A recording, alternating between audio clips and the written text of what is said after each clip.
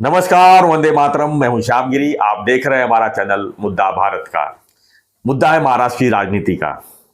जी हाँ, महाराष्ट्र की राजनीति की बात करें तो हम पहले सबसे पहले देश की राजनीति की बात करते हैं आज के समय में, क्योंकि देश की राजनीति में नीतीश कुमार ने जिस तरह से उथल पुथल मचाया है, उससे जो है इंडिया गठबंधन का जो है मामला थोड़ा सा ठुसुक ठुसुक लग रहा है।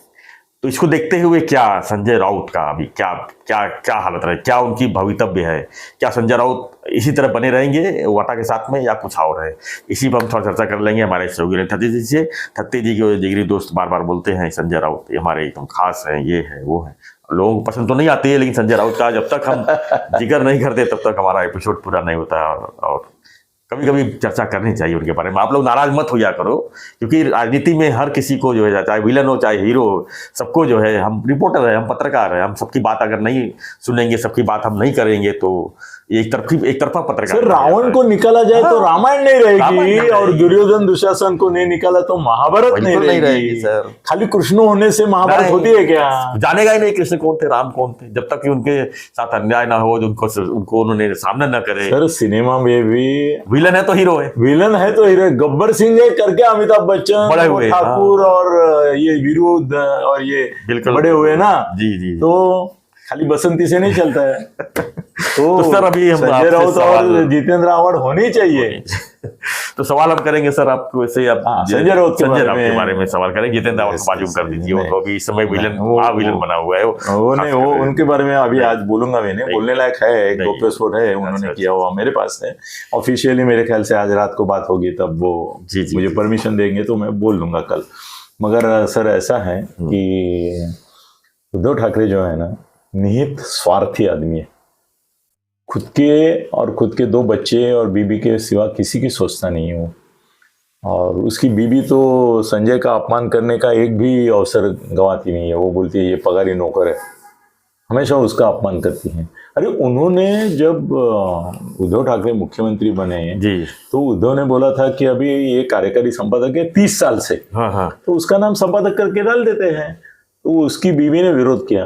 वो बोली पगारी संपादक आहे, महिन्याला पगार देतो आपण त्याला कशाला संपादक करता है, मी संपादक होते। वो संपादक बन गई। इतना मतलब उसको संपादक तक बनने नहीं दिया। सर, उसको इस बार तो राज्यसभा में गिराने की पूरी साजिश ठाकरे गुट ने, शिंदे गुट ने, दोनों ने की। जी। सर वो तो गिरते बचे, एक आधा वोट इधर का उधर, अगर गड़बड़ होता तो गड़बड़ होया नहीं करके वो चुन के आया, नहीं तो उसको गिराने की साजिश थी। और उसमें उद्धव भी शामिल थे, तो उस समय ये साथ में थे। जी जी जी, उसी बात गड़बड़ हुआ सब। हाँ, तो संजय को रास्ते से हटाने का काम उद्धव जी कब से सोच रहे हैं जी। और ऐसा नहीं है कि संजय को इसकी जानकारी नहीं है, संजय जानता है। वो बोलता है वो अपने स्वार्थ के लिए मेरे से उंदीर मांजर का खेल करता है, बोलता है माकड़ समझता है मेरे को और खुद को मदारी समझता है। हाँ, मगर वो बोला मैं उसका बाप हूँ, वो उसको उस दिन पता चलेगा जब मैं मेरा हुक्म का इक्का डालूंगा। ऐसा बोलता है वो, खुलेआम बोलता है। मैं बोल रहा हूँ ना सर, ये मैं तो जाहिर में बोल रहा हूँ ना सर, ऐसा थोड़ा है कि आपके कान में आके बोल रहा हूँ, ऐसा नहीं है ना, जाहिर बोल रहा हूँ मैं सर।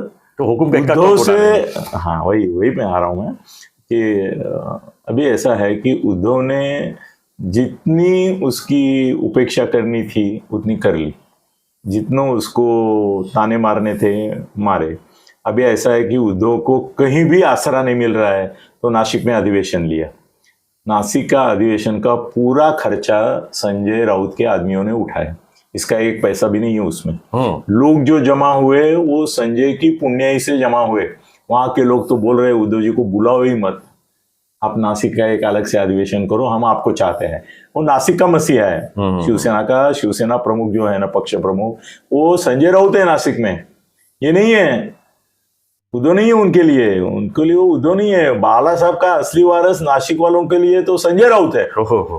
बिल्कुल, आप देखो तो संजय वहां की पूरी राजनीति यहाँ से वहां सब हिलाता है। उसके ही लोग अभी टूटते हैं, जो टूटने वाले वो भी उसके ही टूटते हैं, जो उसके साथ है वो भी केवल संजय के। तो ऐसा है सर अभी कि शिशुपाल के 100 अपराध जब होते हैं तो उसका वध किया जाता है। यहाँ पे राजकीय वध, सर मैं ये राजकीय वध शब्द इसलिए यूज कर रहा हूँ कि उस दिन उद्धव ठाकरे ने एकनाथ शिंदे का नाम लेकर बोला कि उनका वध किया जाएगा।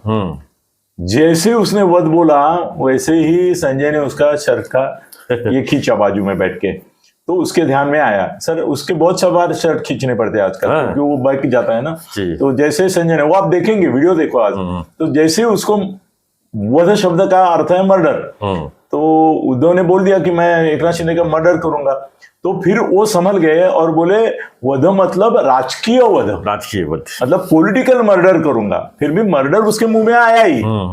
तो संजय ने उस समय उसको ये नहीं किया होता तो उसके ऊपर कलम लग जाता सर, कांचीलात मारिन करके लिए नारायण राणे को अंदर डाले, ये तो मर्डर की बात किया था।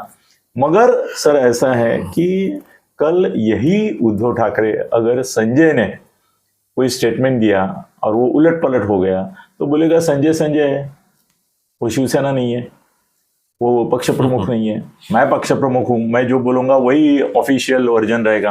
वो तो कुछ भी बोल देता है, उसको स्वतंत्रता है। संजय राउत में जमीन है, बाला साहब ऐसा कभी नहीं बोलते थे। संजय राउत ने अग्रलेख लिखा, वो उनके नाम से लिखता था, फिर भी वो बोलते थे हाँ मैंने लिखा, अपने ऊपर ले लेते, अपने ऊपर ले लेते थे। असल में सर ऐसा है कि ये जो है ना, अगर शिवसैनिकों ने बाबरी तोड़ी है तो उसका मुझे गर्व है। ये सेंटेंस जो है ये संजय ने बाला साहब को दिया था। आप संजय से पूछो, बाला साहब का सेंटेंस नहीं था। अब ये भी गोप्यस्फोट है ये भी गोप्यस्फोट है सर। संजय ने उनके जीवन में क्या क्या किया, कितने उनके, सर आडवाणी उनके पांव छूने आते थे जब संजय अग्रलेख आडवाणी के खिलाफ लिखता था, और वो पहले उसको सुबह सुबह संजय को फोन करते थे, अरे तू काय लिहिलं आहे, आडवाणीवर चढलास की तू, त्यांची भाषा वैसी थी ना, चढलास की तू। तो बोलता था 4 घंटे जाने दो, आडवाणी मातोश्री पे आ जाएंगे। तो आते थे, और बाला साहब बहुत खुश हो जाते थे। शाम को उसको बुला के बोलते थे अच्छा किया तुमने, ऐसे ही बैंड बजाओ, मेरे को डर था ये गुस्सा ना हो जाए। बोला गुस्सा विस्सा कुछ नहीं, आपके सामने कुछ नहीं है। सर बाला साहब का आत्मविश्वास जो था ना, उसमें संजय का भी रोल बहुत था, और उसके सबसे अच्छे संबंध थे। सर बाला साहब के काम अंतुले के जमाने में मैं करता था, लिस्ट लेके जाता था, अंतुले साहब को देता था। बाबा साहब भोसले के जमाने में मैं करता था, शंकरराव चौहान के जमाने में मैं करता था, मतलब विलासराव देशमुख से लेके ऐसे कई लोग निकले, अशोक भी, अशोक अपना चौहान हाँ, और उसका काम का लिस्ट जो था उद्धव का या साहब का, वो कौन लेके जाता था? विलासराव देशमुख के जमाने में तो मैं उसको बोलता हूँ, अरे संजय तू तो उप मुख्यमंत्री है तुम ही सब काम करते हो। बाला साहब के पैसे के होते थे, ये पैसा लेता नहीं था, वो पहले से बोलता है कि इनसे अगर 1 पैसा लिया ना तो 1000 पैसे का हिसाब देना पड़ेगा इनको। ये ऐसे लोग हैं, इनसे पैसे का व्यवहार ही नहीं करने का कभी। एक बार मेरे एक मित्र को मैं लेके गया था, मैं बोला इसको जरूरत है, उद्धव को बोल के कुछ कर सकते हो क्या? वो बोला उद्धव को ये करने के बजाय मैं मेरा कोई प्रॉपर्टी बेचता हूँ और वो पैसा इसको देता हूँ, उद्धव से पैसा नहीं मांगूंगा, कोई फेवर मुझे नहीं चाहिए। मैं राज्यसभा भी उन्होंने दी तो ली, मैं नहीं मांगता हूं उनके पास, क्योंकि इनके पास मांगना मतलब वो सामने वाले को भिखारी ही समझते। तो सर ऐसा है कि उसके अपमानों की हद हो गई है अभी। तो अपमानों की हद इस कदर हो गई है कि शिशुपाल के 100 अपराध उद्धव के भर गए हैं। अभी क्या होगा मैं बताता हूं, वो है गौप्यस्फोट। सर ऐसा है कि संजय राउत की उद्धव के बिना कुछ अडकता नहीं है, काय अडकत नाही, काय अडत नाही। उद्धव को संजय राउत की जरूरत है, संजय राउत को उद्धव की जरूरत नहीं है। उद्धव शिवसेना में जो भी रहेगा, अभी बच्ची कुची शिवसेना है, इतनी सी मतलब किलो भरती लीटर भरती वो छटक भर रहेगी, 100 ग्राम, हाँ 100 ग्राम रहेगी, तो उसकी 100 ग्राम शिवसेना है। हाँ, संजय राउत आज भी मोदी से लेके, शाह से लेके, शरद पवार से लेके, राहुल गांधी से लेके, सोनिया गांधी से लेके, ममता बनर्जी उसकी मैत्रीण है। क्या बोलूं, अभी लोगों को बोलूंगा तो लोग बिलीव नहीं करेंगे। संजय ने मुझे बताया है कि ती माझी मैत्रीण है, आम्ही गप्पा मारतो। सर मुलायम सिंह यादव का बेटा अपना अखिलेश जो है, उसके और इसके संबंध, सो तेलंगाना का जो चंद्रशेखर राव आया था मुंबई में, और बाजू में बैठ के पूरा समय संजय से बात कर रहा था। वो उद्धव आश्वस्त हो गया कि मैं यहाँ का मुख्यमंत्री हूँ और ये तेलंगाना का मुख्यमंत्री इसके साथ ही चिपक के बैठा है। तो उसने संजय को बोला कि अरे उनको बोलो कि मैं मुख्यमंत्री हूँ। वो भी छोटे दिल का है। तो वो बोला कि फिर ये हमारे मुख्यमंत्री है। वो बोले मैं जानता हूँ उनको। हाँ, मैं क्या कह रहा था तुमको, ये हुआ है स्टेज पे। ये मैं जो बोल रहा हूँ ना सर, ये बिना आधार नहीं बोल रहा हूँ, और मैं खुले तौर पे बोल रहा हूँ। तो संजय भी इसके लिए जिम्मेदार होता है ना सर। और संजय आपके वीडियो देखते भी हैं? हाँ, वो मेरे वीडियो सर कौन कौन देखते हैं उस दिन बताएंगे, लोग हैरान हो जाएंगे।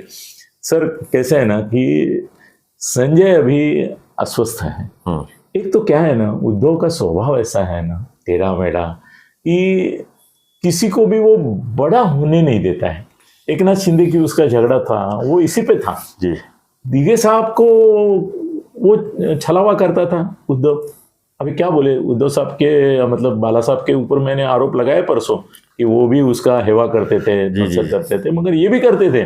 उद्धव तो उनके पीछे ही पड़ा था, आनंदी के वो गणेश नायक के पीछे भी पड़ा था। गणेश नायक के पीछे वो नहीं पड़ा था, स्मिता ठाकरे पड़ी थी जी। उसने उसको हटाया। मगर राज ठाकरे क्यों गए? उद्धव की वजह से गया। खाली भुजबल साहब की वजह से गए, वो मंडल आयोग के इशू पे गए। बाकी सब जो गए वो इनकी वजह से गए, उद्धव की वजह से। अब जाने की बारी है संजय की। जाने की बारी आ गई, जल्द ही देखेंगे आप। अगर देखो संजय को ऑप्शंस कितने ओपन है सर क्या बात करते हैं। वो कुछ चुतिया लोग मुझे बोलते हैं कि संजय को कौन पूछेगा अगर वो शिवसेना में नहीं है। सब लोग बोलते हैं। हाँ बोलते हैं ना, मूर्ख है वो, उनको मालूम नहीं। सर आज राहुल गांधी जो है उसको अगर संजय ने बोला कि मैं तुम्हारे पार्टी में आना चाहता हूं, वो बोलेगा क्या बनना चाहते हो, बोल तुमको क्या बनना है? पार्टी का उपाध्यक्ष बनाऊं मैं, या महाराष्ट्र का अध्यक्ष बनाऊं तुमको, या प्रवक्ता बनाऊं राष्ट्रीय, क्या बनना है बोलो, तुम जो चाहोगे मैं कल दे देता हूं। ये मैं राहुल गांधी हूं ऐसा समझ के आपसे बात कर रहा हूं। मुझे मालूम है राहुल गांधी के उसके रिलेशन। सर ये शरद पवार को जाके मिलते हैं तो शरद पवार का मुख्यमंत्री पद का कैंडिडेट ये उद्धव नहीं था, उनका कैंडिडेट एकनाथ शिंदे भी नहीं था, संजय राउत था। और संजय राउत अगर मुख्यमंत्री बनता था तो ये सरकार गिरती नहीं थी। वो एकनाथ शिंदे के साथ उसकी दोस्ती है। सर उद्धव की सरकार तो एकनाथ शिंदे, मिलिंद नार्वेकर और संजय ने मिलके गिराई ना। तो ये मैं बोलता हूँ ना खुलेआम कि ये 3 साथ में नहीं होते सरकार नहीं गिरती थी, इन्होंने मिलके गिराई। एकनाथ शिंदे के मार्गदर्शक कौन थे? मोदी शाह थे, उसके बाद फडणवीस थे, वो चौथे क्रमांक पे संजय राउत था। और संजय राउत को फडणवीस के मैसेज जाते थे कि जरा स्पीड अप करो, बहुत टाइम ले रहे हैं। मेरे थ्रू भी भेजे थे उनको। तो सर ऐसा है कि संजय राउत को शरद पवार तो गले लगाएंगे, बोले मेरा जैसे रोहित है, जैसी सुप्रिया है वैसे तुम हो, क्या करना है तुमको, बोलो क्या बनना है, मेरी पार्टी में कौन सा पद तुम चाहते हो। तो आ गया कांग्रेस, वो दे दिया, आ गया एनसीपी, और कौन है? बीजेपी। और ये इधर के हैं, मगर वो अलग टाइप में है ना, वो विरोध में है। इसको अगर कुछ बनना है तो बीजेपी के साथ नहीं जा सकता, वो शिंदे के साथ जा सकता है, मगर वो उस समय जाएगा जिस समय शिंदे नीतीश कुमार बनेंगे। उसमें एक कंडीशन है जी। मगर अभी वो एनसीपी में वेलकम है, कांग्रेस में मतलब वो वाटर से निकलेगा जरूर। हाँ सर, अभी इलेक्शन के पहले निकलेगा तो उद्धव का जो 2 आने वाला है सीट लोकसभा का, वो एक भी नहीं आएगा।